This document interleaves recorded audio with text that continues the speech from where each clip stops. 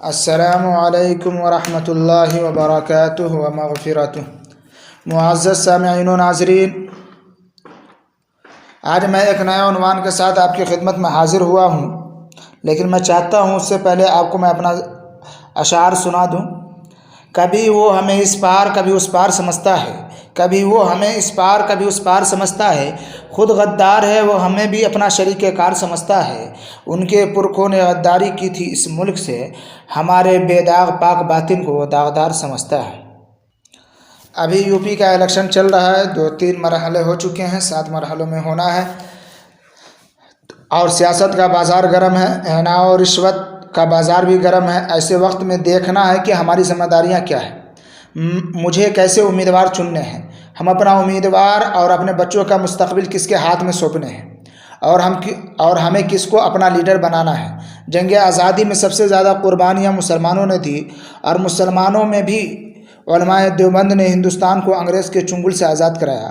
مسلمان آزادی دلا کر دوسرے کاموں میں لگ گئے اور سیاست کی طرف کوئی توجہ نہ دی۔ انگلستان کو گاندھی اور نہرو کے ہاتھ میں سونپ دیا۔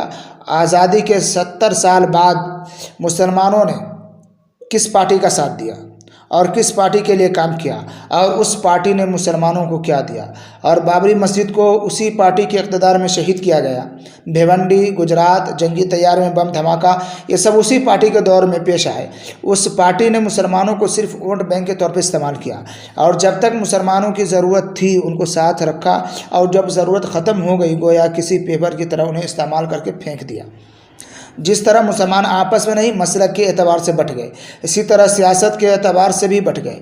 مسلمانوں نے کبھی خود کی پارٹی بنانے کا نہیں سوچا، صرف کرائے کے گھر میں رہنا چاہا، خود کا ایک پلیٹ فارم بنانے کے لیے نہیں سوچا، جس کے نقصانات آج پورا ہندوستان اپنی آنکھوں سے مشاہدہ کر رہا ہے۔ تو جس طرح لوگوں کے حقوق چھینے جا رہے ہیں، ان کے ساتھ ناانصافی، ان کے حقوق پامال کیے جا رہے ہیں۔ ہر نئے الیکشن کے ساتھ ایک نیا جھوٹ اور نیا وعدہ سامنے آتا ہے۔ کیا اس طرح کے جھوٹے وعدوں سے سماج کی خوشحالی ہو سکتی ہے کیا؟ اس طرح سے ہمارا ہندوستان ترقی کر سکتا ہے کیا؟ اور جو مسلمان جس کو اپنا خیر خواہ سمجھ کر ووٹ دیتے ہیں، وہی لوگ بی جے پی میں شامل ہو جاتے ہیں، اور بی جے پی کو اقتدار میں لانے کا ذریعہ مسلمانوں کے ووٹ بن جاتے ہیں۔ پچھلے کچھ سالوں سے لوگوں کی درخواست پر نہ جانے کیا کیا ہوا کہ بی جے پی نہیں آنا چاہیے۔ مسلمانوں نے نہیں سمجھا کہ خود کی پارٹی بنانی چاہیے، جس میں ہمارے اپنے بھائیوں کو ساتھ لے کر اس شہر ہندوستان کی تعمیر کی جائے، ان کو حق ملے۔ کل تک جو لوگ جس پارٹی کو گالی دیتے ہیں، آج وہی لوگ اس اقتدار کی بھوک و لالچ میں اسی پارٹی میں بے شرمی کے ساتھ شامل ہو رہے ہیں ناور۔ اور آج جو لوگ اپنا قیمتی ووٹ 500 اور 1000 روپے میں بیچ رہے ہیں، کل کو وہی لوگ اپنے حقوق کے لیے ترسیں گے۔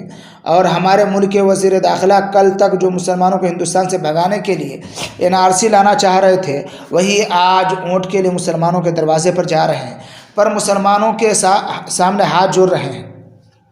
ہنوز وزیر اعظم مودی کے اقتدار میں آنے کے بعد ہندوستان کی GDP اتنی گر گئی کہ اس سے پہلے اتنی کبھی نہیں گری، اور CMI کی رپورٹ کے مطابق پچھلے 3 سالوں میں شہری روزگاروں کی فیصد میں 8% اضافہ ہوا۔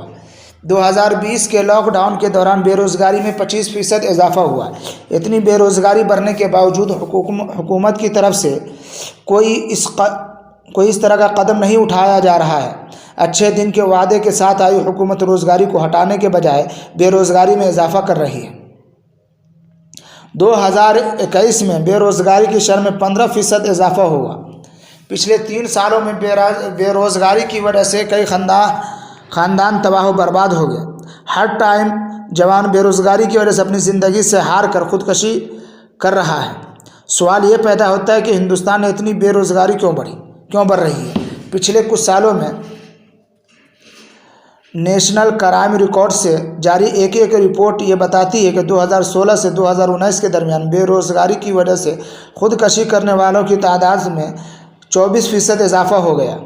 2019 میں صرف بے روزگاری کی وجہ سے 2851 نوجوانوں نے خودکشی کی ہے۔ سوال یہ پیدا ہوتا ہے کہ ہم ووٹ کس کو دیں؟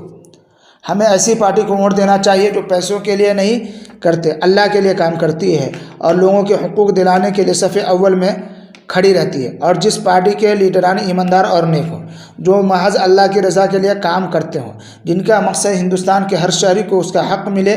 یہ یو پی الیکشن میں اگر فاسسٹ طاقت اقتدار میں آ گئے تو ہندو راشٹر کا اعلان ہو جائے گا۔ اب آپ کے ہاتھ میں ہے کہ اپنا مستقبل اور ہندوستان کا مستقبل طے کرنا ہے۔ یہ وہ باتیں تھیں جو میں نے آپ کے سامنے پیش کیا ہے۔ آخر میں پھر میں اپنے ذاتی شعر کے ذریعے اس عنوان کو ختم کرنا چاہتا ہوں۔ کیسی آن بان کیسی شان لکھتا ہے، کیسی آن بان کیسی شان لکھتا ہے، یہ غدار وطن اپنے کو وفادار لکھتا ہے، یہ غدار وطن اپنے کو وفادار لکھتا ہے۔ یہ کیسی بری حالت سے گزر رہا ہے بھارت میرا، یہ کیسی بری حالت سے گزر رہا ہے بھارت میرا، ہے تو غدار لیکن خود کو اس کا ٹھیکیدار لکھتا ہے، خود کو اس کا ٹھیکیدار لکھتا ہے۔